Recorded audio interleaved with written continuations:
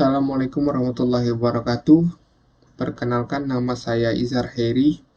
Saya angkatan 2020 dengan NIM 10512010059. Rangkum jurnal yang saya ambil kali ini dengan materi pertambangan batubara di Kalimantan Selatan. Latar belakang: usaha pemanfaatan sumber daya alam batubara di Kalimantan Selatan saat ini secara resmi atau legal dilakukan oleh beberapa perusahaan besar, menengah, dan skala kecil, koperasi, serta perorangan. Pengusahaan pertambangan batubara tersebut terdiri dari perusahaan pemegang izin (PKP 2B) Perjanjian Karya Pengusahaan Pertambangan Batubara, dan perusahaan atau koperasi pemegang izin KP Kuasa Pertambangan, pengelola pelabuhan, para pedagang atau trader, dan eksportir. Selain yang legal, juga banyak terdapat pertambangan batubara ilegal yang aktivitasnya sampai saat ini semakin marak dan semakin menambah carut marutnya pengelolaan sumber daya alam tambang batubara di Kalimantan Selatan. Dan semua aktivitas pertambangan batubara tersebut dilakukan dengan menggunakan metode pertambangan secara terbuka, yaitu open pit, sehingga tidak memerlukan teknologi yang rumit dan biaya investasi yang lebih rendah jika dibandingkan dengan pertambangan bawah tanah, yaitu underground. Hal ini dimungkinkan karena umumnya keberadaan batubara berada pada lapisan tanah permukaan. Rumusan masalah. Pertama, faktor apakah yang mendukung dan menghambat dalam pengawasan pengelolaan tambang batubara di Kabupaten Tapin, Kalimantan Selatan? Dan yang kedua, bagaimanakah pelaksanaan pengawasan pengelolaan tambang batubara di Kabupaten Tapin, Kalimantan Selatan? Batasan masalah. Yang pertama, sebagian lapisan batubara yang telah ditetapkan tidak ditambang. Yang kedua, kriteria penetapan lapisan tipis berkalori tinggi yang harus ditambang tidak sesuai dengan aspek konservasi.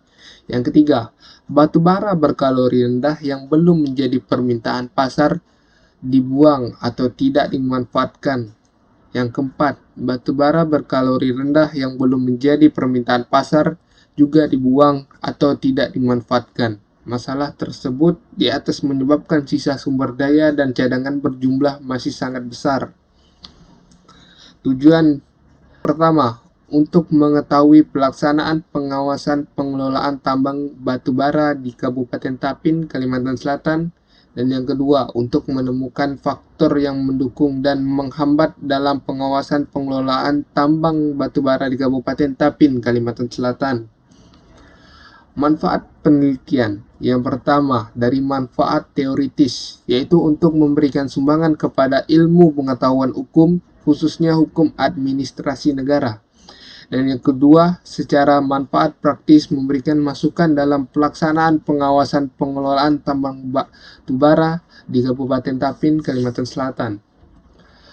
Hasil dari penelitian yang dapat diambil yaitu adalah penurunan produktivitas lahan, kepadatan tanah bertambah, terjadinya erosi dan sedimentasi, terjadinya gerakan tanah atau longsoran, terganggunya flora fauna, terganggunya kesehatan masyarakat, serta berdampak terhadap perubahan iklim yang mikro. Sedangkan dampak pasca tambang yang terjadi adalah perubahan morfologi dan topografi lahan, perubahan bentang alam, yaitu bentuk bentang alam pada lahan bekas tambang yang biasanya tidak teratur, menimbulkan lubang-lubang terjal, gundukan tanah bekas timbunan alat berat, lahan menjadi tidak produktif dan rawan potensi longsor. Kasih Pembinaan Usaha Pertambangan Provinsi Kalimantan Selatan, yaitu Bapak Gunawan Sarjito, menyebutkan bahwa dampak besar yang terjadi dari usaha atau kegiatan pertambangan adalah perubahan bentang alam. Kurang lebihnya saya mohon maaf. Sekian itu yang bisa saya sampaikan dari rangkum jurnal hasil penelitian saya tentang pertambangan batubara di Kalimantan Selatan. Wassalamualaikum warahmatullahi wabarakatuh. Terima kasih.